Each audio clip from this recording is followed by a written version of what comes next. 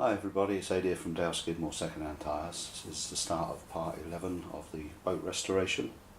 I've cut out and sanded the sculling notch, it's called, at the back end of the boat. You stand up and use one oar off the back end, and using this magic figure of 8 rowing style you can scull the boat forward. It's similar to what the gondoliers use on the gondolas in Venice, and it's a tried and tested method of moving boats around, and I fancy having a go at that sometime. I think it'd be pretty cool, standing at the back and sculling with just one oar, if I can master it. All the videos are found on YouTube. They sort of show you how to do it, but the oar's always in the water, it seems, and you can't actually see, because the water's so murky, what the oar's actually doing. But there's a number of different styles. There's also one that uses an oar with a lofted blade, which is found in places like Vietnam, where they use them to propel sampans, and also I've seen some film of yachts using the same thing, and it's quite an intriguing technique, and I fancy having a go, so I included that in the boat. And again, it's something traditionally put at the back of on the transom of some rowing boats. And I've also been busy fitting the rowlocks. I've got both sides done. Well, that's another milestone, having those done.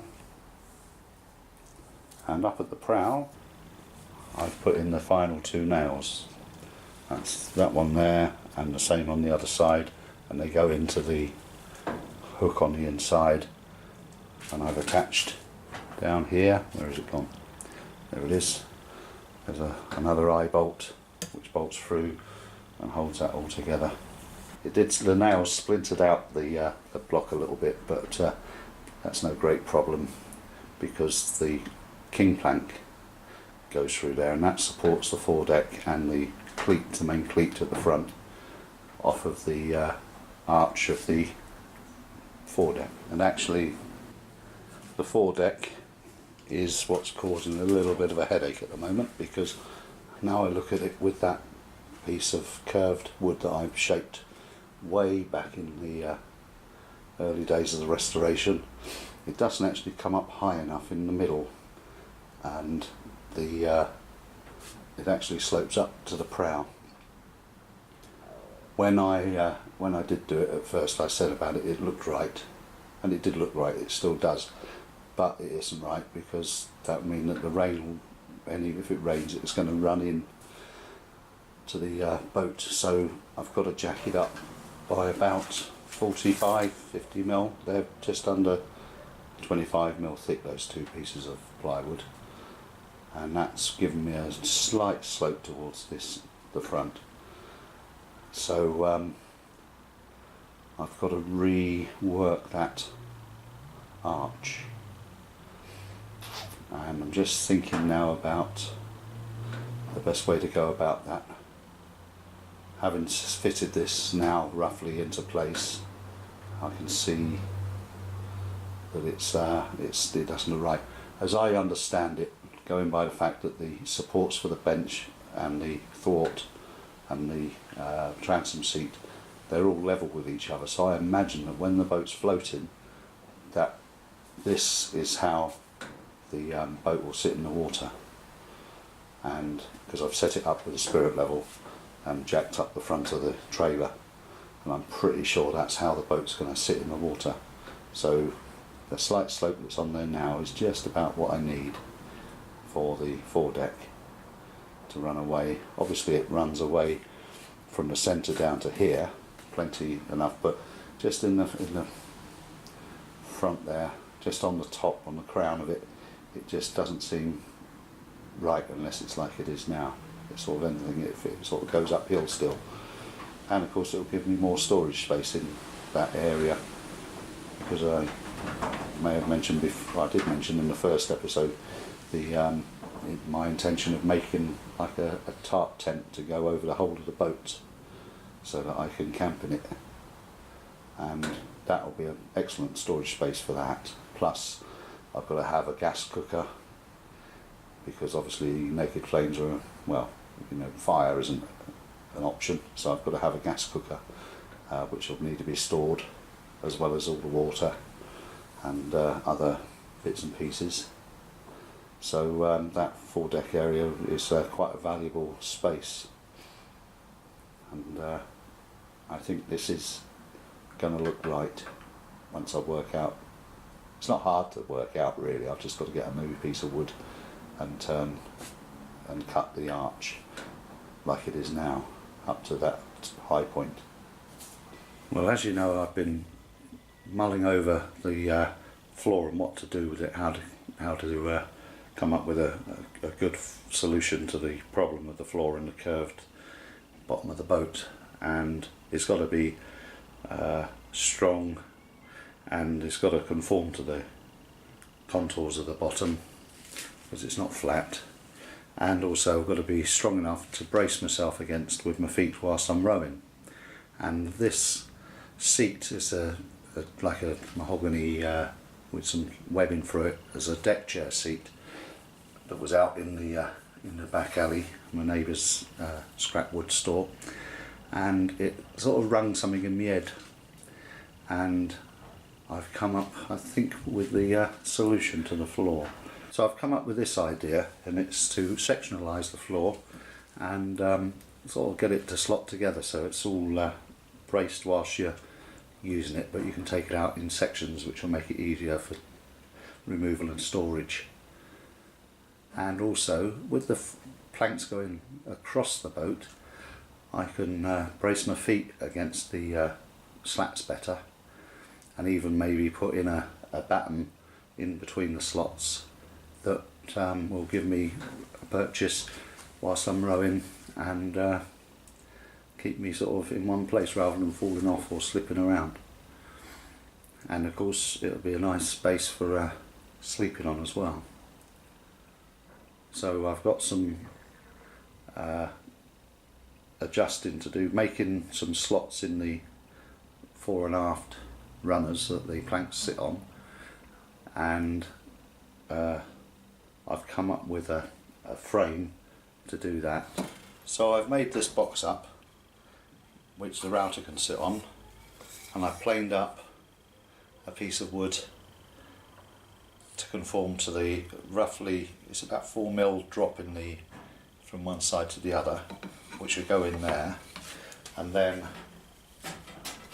the runners that go on the floor, they need some wood taken off because they sit in like that, so the slat will come in flat across there. So I'll put that in the box on top of that, and then I can route straight across where between the saw cuts so that the slats will sit in nice and flat, and any other support that's needed on the floor afterwards I can see how much I need to do and where to fit it.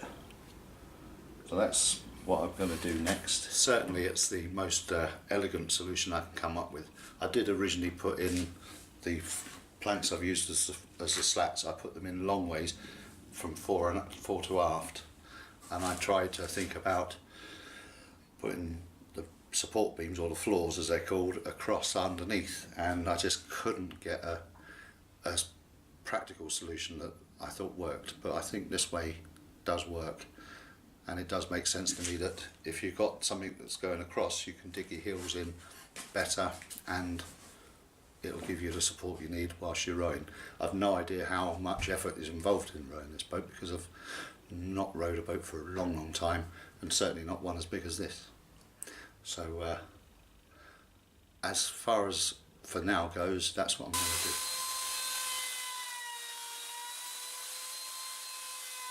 Set up the router box and a piece of wood underneath which is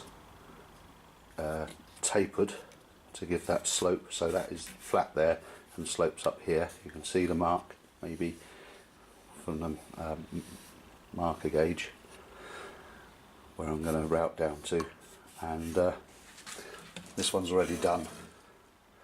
You have to make sure that you've got it set up right in the jig, else it'll just go flat across like that one did. because of the way I've got the wood in there to pack it out, I've started routing and realised I'd made a mistake. So then once this is all routed out, I should clean up the chisel and fit the cross pieces to it, and then that should hopefully give us a nice flat floor at the back end of the boat.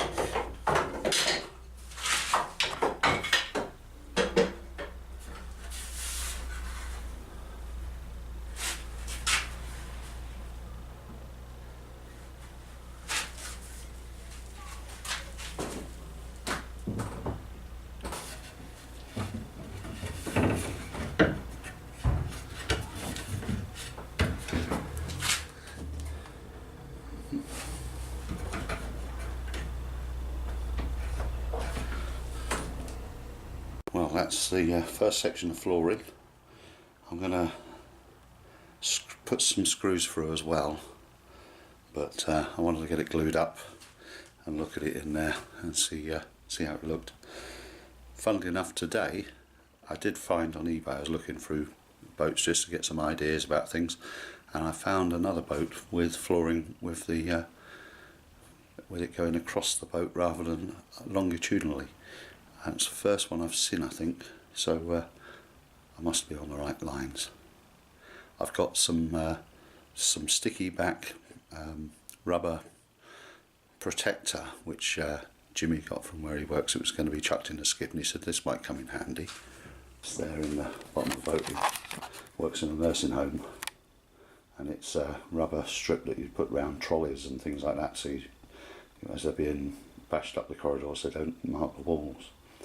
So I'm going to put some of that on the bottom of the boards when they're painted, to protect the bottom of the boat, stop them from scratching so much. Right, there's a couple of days worth of marking up, measuring, laying out, sawing and routing, and I've got the floor done.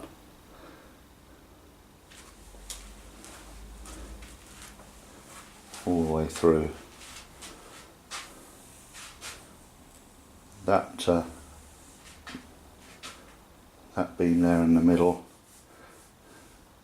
I'm going to probably get a wider one that will go across both of the struts, and then fix it into the two holes that are in there that you can see, and that will hold it all in, and gravity will do the rest. I've had a lay in it, it's plenty long enough for me, and possibly towards the middle on each side. If I feel the gap's too big or it's getting too flexible, I'll put in a couple of more beams just to support it, but I think it's pretty much done now. I'll screw it and then prime it and paint it to protect it, and then put that rubber strip on the bottom of the struts. It is all level throughout from side to side, and follows the curve fore and aft, and it does feel nice and stable. Just hope we don't drop anything down between the slats. Well, I thought I might do something a bit different to finish this one off. Call it Front of the Boat Chat. That's another chapter done, I think. Just a little bit of finishing off to do with it, maybe sort of chamfer the undersides of the planks, just to give them a bit of clearance so they are resting more on the rafters rather than on the bottom of the boat. It does feel nice and good to walk on, and that's that done. I started looking yesterday at just to start thinking about it, about putting a tent up on it, and I got me British Army basher, and that comes up to about here, somewhere around there. So obviously it's not, well, I knew it wasn't long enough anyway, because the boat's 4 metres long. And I reckon when I'm sitting on the centre thwart that it's about, I think, 80 centimetres from the top of the rails to above my head. So if I use the floor for sitting on more than the thwart, that something a metre high, so that's going to be just over 1.2 metres, something like that, down to the sides. So that's just under 3 metres wide, 4 metres long, would do for a tent. And I can go one or two ways with that. Look for a DD tarp and cut it down, or go first for a cheap tarp and cut that down and do all the mistakes on that, as it were, before committing myself to buying a DD tarp to do it with.